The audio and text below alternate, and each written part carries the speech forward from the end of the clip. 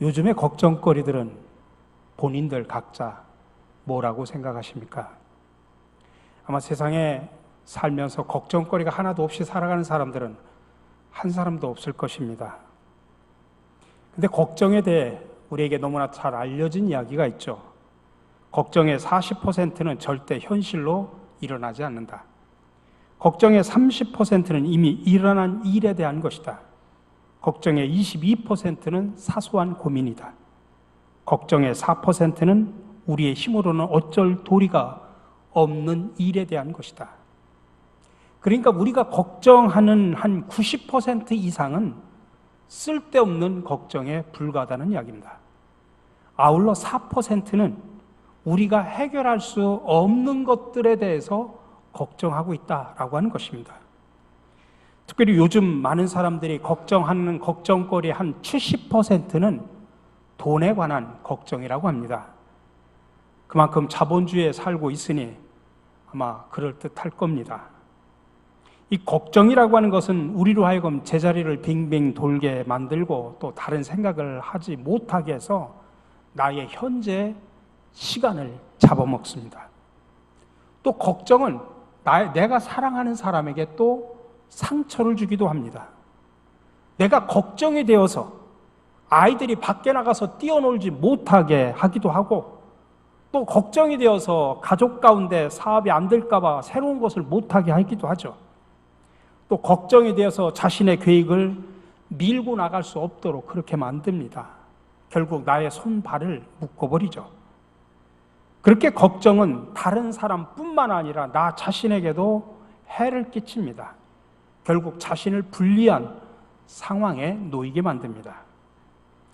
근데 이 걱정이 오래되면 그 다음에 오는 것이 있는데 그게 바로 낙심입니다. 낙심이라고 하는 것을 쉽게 표현하면 될 대로 되라, 그런 태도입니다. 모든 것이 무장 해제되어 가지고 흐느적거리는 겁니다. 그래서 낙심은 어떤 질병보다도 고치기가 어려운 불치병이다, 그렇게 말을 합니다. 사울 때 골리앗이 이 공포심을 조장해서 이스라엘 군대를 완전히 장악해버렸습니다. 그의 무기가 뭐냐면 협박입니다. 그래서 이스라엘 군대로 하여금 낙심하게 만드는 겁니다. 마찬가지로 우리 성도들을 위협해서 낙심시키는 것이 바로 마귀의 수법입니다. 예수님은 이 사실을 너무나 잘 아셨습니다. 그래서 우리에게 낙심을 몰아내는 비법을 알려주셨습니다. 오늘 1절의 말씀입니다. 예수께서 그들에게 항상 기도하고 낙심하지 말아야 할 것을 비유로 말씀하여. 그럼 오늘 먼저 본문의 여인이 만난 문제가 뭘까? 한번 살펴봅시다. 예수님은 이 원한을 품은 한 여인을 비유로 해서 설명을 합니다. 오늘 3절에 보니까 그 도시에 한 과부가 있어 자주 그에게 가서 내 원수에 대한 나의 원한을 풀어주소서 하되, 이 여인에게는 억울함, 원한이 있습니다. 이 억울함이라고 하는 것, 원한이라고 하는 것은 심리학에서는 상처라고 말합니다. 근데 이게 심화가 되면 트라우마가 됩니다. 그래서 일생에 나에게 부정적인 영향력을 끼칩니다. 오늘 이 원한이라는 단어가 오늘 3절 외에 3번이나 반복해서 나옵니다.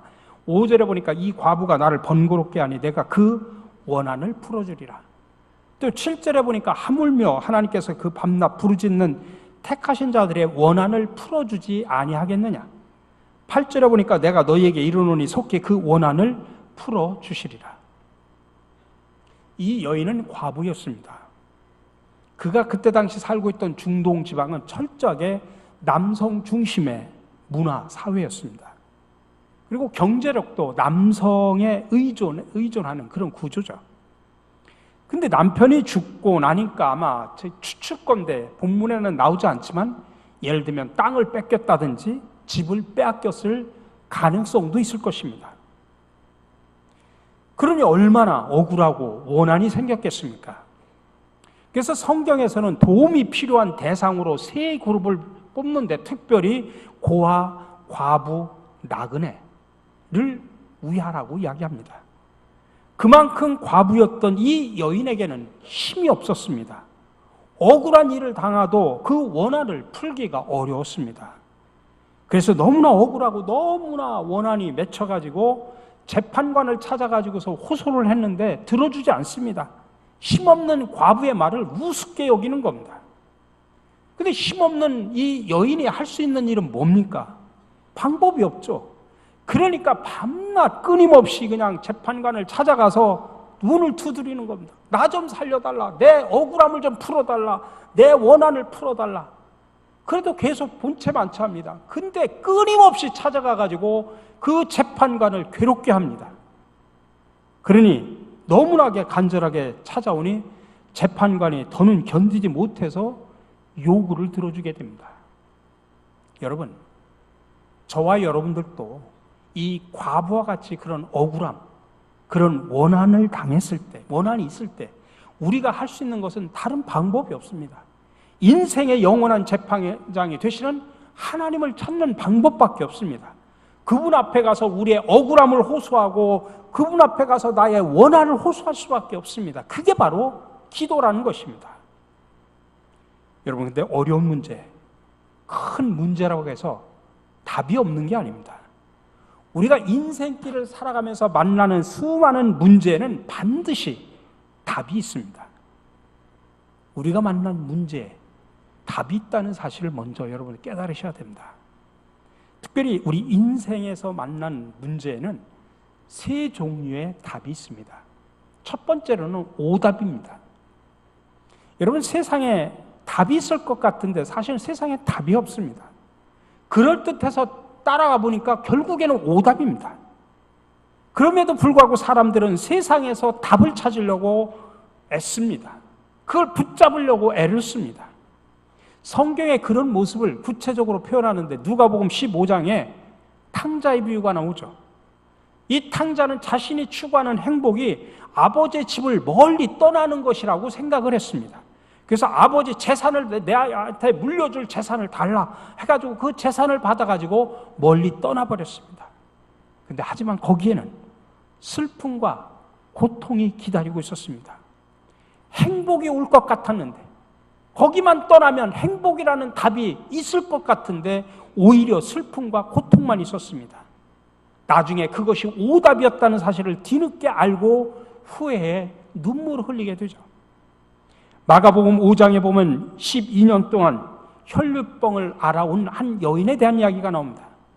이 자신의 어려운 상황을 세상 속에서 해결하려고 노력을 해봤습니다. 백방으로 노력을 했는데 결과가 어땠느냐? 마가복음 5장 26절에서 그가 세상에서 해답을 찾으려고 백방으로 노력한 결과를 거기서 말하는데 이렇게 말합니다. 많은 의사에게 많은 괴로움을 받았고 가진 것도 다 허비하였을 때 아무 효염이 없고 도리어 더 중하였다라고 표현하고 있습니다. 답인 줄 알고 따라갔는데 오답이었다는 이야기입니다. 돌아가기에는 너무나 멀리 왔고 잃어버린 것이 너무나 많습니다. 이렇게 우리가 사는 세상에 답이 있을 것 같지만은 정작 답이 없습니다. 아니, 오답입니다. 두 번째로는 정답이 있습니다. 오늘 5절에 보니까 이 과부가 나를 번거롭게 하니 내가 그 원한을 풀어주리라. 이 여인에게 정답이 뭡니까? 자기 억울함을 호소하고 원한을 이야기했는데 그 억울함과 원한을 풀어주는 것, 그게 정답입니다. 그래서 오늘 재판관이 바로 그 정답을 줬다 이 소리예요. 사실은 측은해서 준 게 아니라 자기가 귀찮아서 매일 자기를 찾아와가지고 땡깡을 부리고 하니까 자기가 귀찮아가지고 그냥 원한을 풀어줬다, 재판으로 해결해줬다는 이야기입니다. 근데 거기까지입니다. 여러분, 원한을 풀어주는 것, 억울함을 풀어주는 것도 좋은 일이죠. 근데 거기까지예요. 세상에서 줄 수 있는 것은 그 정답, 거기까지만입니다. 근데 하나님은 문제만 해결해 주시는 분이 아니다라는 사실을 우리는 성경을 통해서 보게 됩니다. 하나님은 정답뿐만 아니라 더 좋은 답을 하나님은 예비하고 계십니다. 그래서 예레미야 33장 3절에서 뭐라고 이야기하냐면 너는 내게 부르짖으라. 하나님께 부르짖으라는 이야기입니다. 그러면 내가 내게 응답하겠고 내가 알지 못하는 크고 은밀한 일을 내게 보이리라. 다시 말하면 네가 나한테 와서 부르짖으면 어떤 어려움이나 어떤 낙심되는 일이나 절망이나 원한이나 억울한 모든 것을 가지고 와서 나한테 부르짖어 기도하면 내가 응답하겠다. 다시 말하면 정답을 주겠다는 이야기입니다. 근데 거기서 그치는 게 아닙니다. 한 발 더 나가서 내가 알지 못하는 크고 은밀한 일을 내게 보이리라. 정답 이상의 그 무엇을 하나님께서 주시겠다는 이야기입니다. 더 좋은 답을 주시겠다는 이야기입니다. 그래서 그 답이 뭐냐? 세 번째로 명답이라는 것입니다. 여러분, 수학에는 정답과 오답만 있습니다. 그러나 인생에는 정답보다도 더 좋은 답이 있는데 그게 바로 명답이라는 것입니다. 그것을 우리말로 표현하면 축복이라고 말할 수 있습니다. 문제가 해결되는 것, 그 해결책은 정답입니다.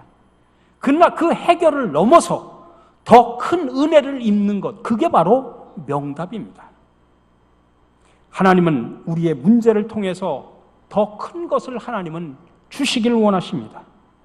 하나님은 정답만 주는 것이 아니라 더 큰 축복을 저와 여러분들에게 쏟아부어 주시기를 원한다는 사실을 믿으시기 바랍니다.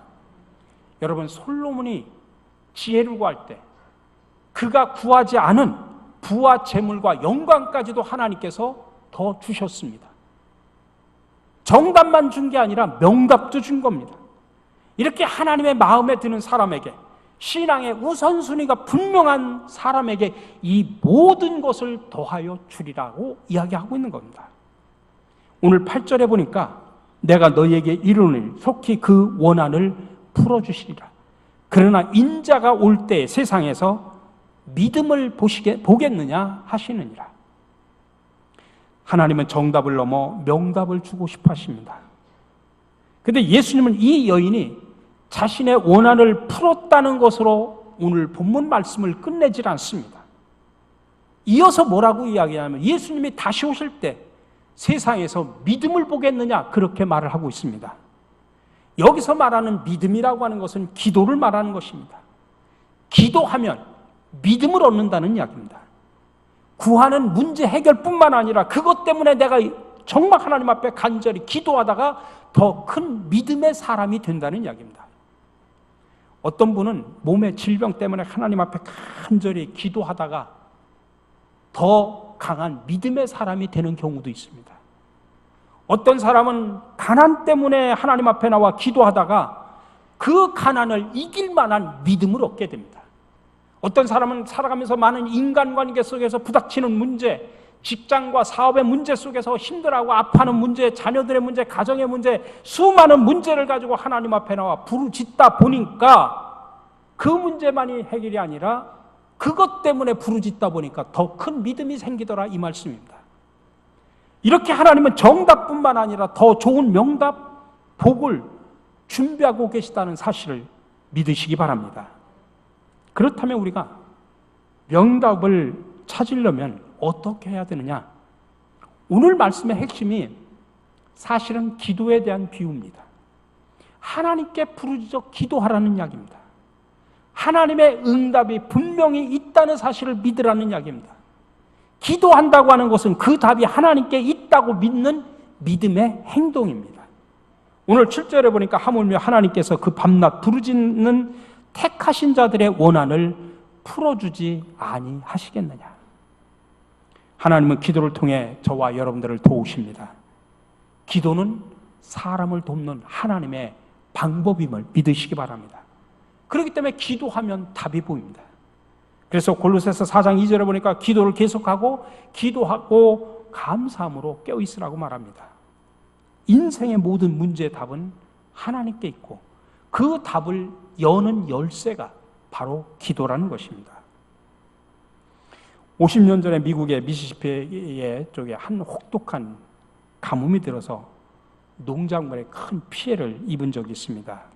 그래서 한 작은 마을 교회에서 교인들을 불러놓고 우리가 특별히 기도합시다. 그래서 수많은 농부들이 일하다가 교회로 와서 함께 모여서 기도를 합니다. 근데 그 중에 한 농부가 우산을 들고 왔습니다.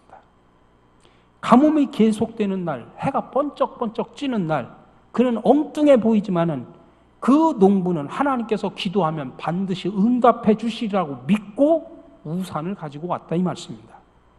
그때 목사님은 하나님이 비를 내리실 것이라고 진심으로 믿는다면 과연 우리는 무엇을 가지고 와야 되는가라고 이야기를 했다고 합니다. 여러분, 저와 여러분들이 인생 속에서 명답을 찾기를 원하신다면 여러분 스스로에게 이런 질문을 할 수 있어야 됩니다. 특별히 예수님은 우리 기도의 모델이죠. 또 기도에 대해서 많이 말씀하셨습니다. 근데 기도의 클라이막스를 우리에게 보여주셨는데 그것은 뭐냐면 내 원대로가 아니라 아버지의 원대로라는 것입니다. 누가복음 22장 42절 겟세마네 동산에서 그는 그렇게 기도합니다. 이르시되 아버지여 만일 아버지의 뜻이거든 이 잔을 내게서 옮기시옵소서. 그러나 내 원대로 마시옵고 아버지의 원대로 되기를 원하나이다. 내 원대로가 아니라 아버지의 원대로 기도하라고 말씀하고 있습니다. 근데 이 아버지의 원대로 기도한다는 말은 특별히 두 가지 의미를 가지고 있습니다. 하나는 우리의 기도가 하나님의 뜻에 초점을 맞춰야 된다는 이야기입니다. 이런 말이 있습니다. 기도라는 행위는 하고 있으나 자신이 정해놓은 정답에 하나님께서도 동의하시기를 떼쓰고 있진 않는가? 우리가 새벽마다 나와서 열심히 기도합니다.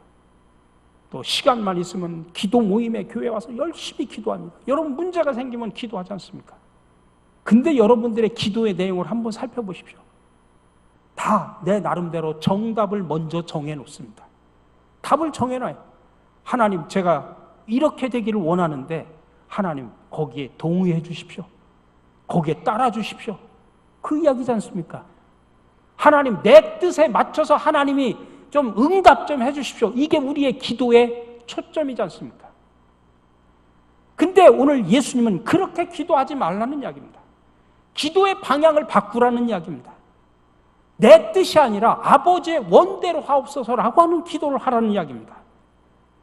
그래서 우리는 기도를 이렇게 해야 된다. 주님 저는 솔직히 이렇게 되기를 원합니다. 그건 우리의 마음이죠. 솔직히 말하는 것도 중요해요. 주님 저는 이렇게 되기를 원합니다. 그러나 내 원대로가 아니라 아버지의 원대로 이루어 주옵소서. 그런 기도를 할 수 있는 성숙한 저와 여러분들이 되시기를 간절히 바랍니다. 또 하나 아버지의 원대로 기도한다고 하는 것은 사실 우리의 책임을 벗어나는 것을 말하는 겁니다. 우리가 하나님의 뜻에 순종한다고 하는 것은 우리의 부담과 압박감을 벗어서 전능하신 하나님의 어깨에 나의 모든 것을 지어드리는 겁니다. 순종이 좋은 점이 바로 여기에 있는 겁니다.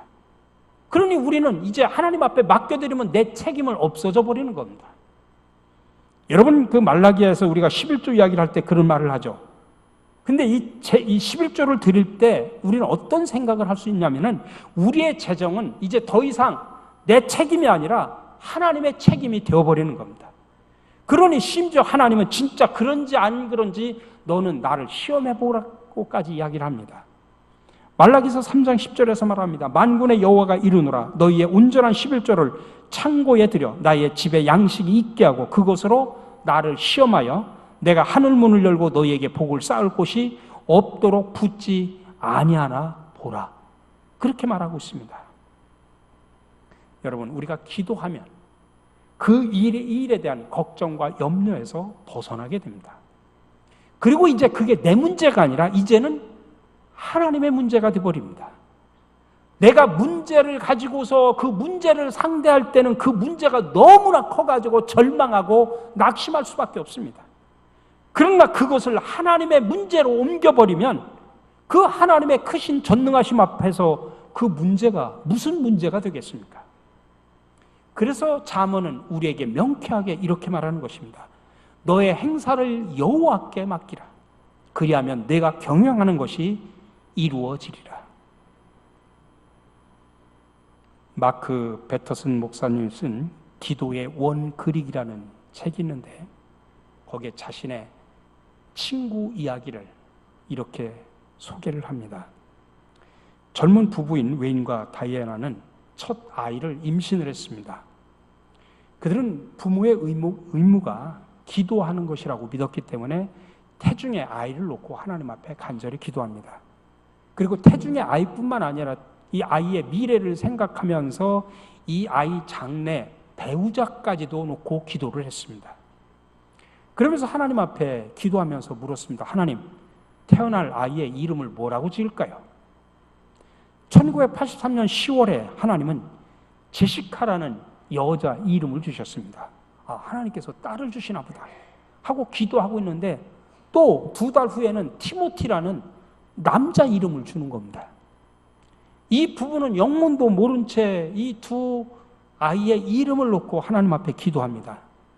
그 이듬해 봄에 아들을 낳습니다. 그래서 자연스럽게 티모티라고 이름을 붙였죠. 근데 세월이 많이 흘러서 이제 아들이 장성해가지고 결혼을 하게 됩니다. 근데 아들이 결혼해서 얻게 될 신부의 이름이 바로 제시카였습니다.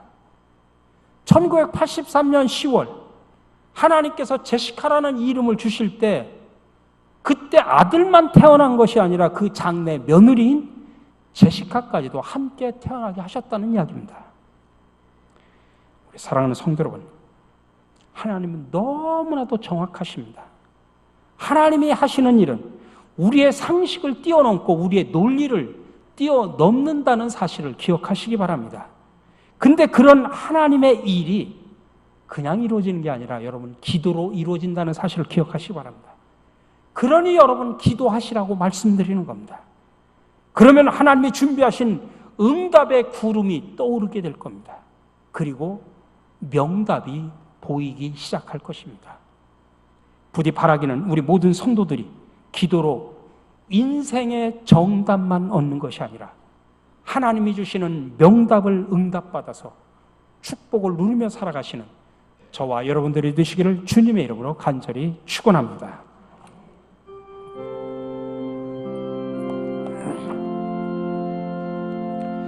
이 말씀 따라 사는 동안 지치지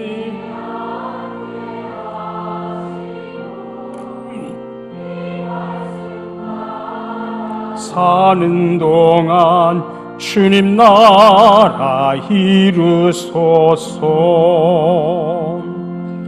사랑의 주님, 오늘 세상에서 다양한 삶을 살다가 힘들어하고 아파하고 낙심하던 저희들을 부르시어 치유와 회복의 말씀을 주시니 감사를 드립니다. 이제부터는 하나님이 주시는 명답을 얻기 위하여 기도하게 하여 주시옵소서. 기도로 일하시고 역사하시는 하나님임을 깨닫게 하여 주시옵소서. 그러나 내 원대로가 아니라 하나님의 원대로 기도할 수 있는 성숙함을 저희들에게 주시옵소서. 우리의 삶의 기도의 모범을 보여주신 예수 그리스도의 이름으로 기도드립니다. 아멘.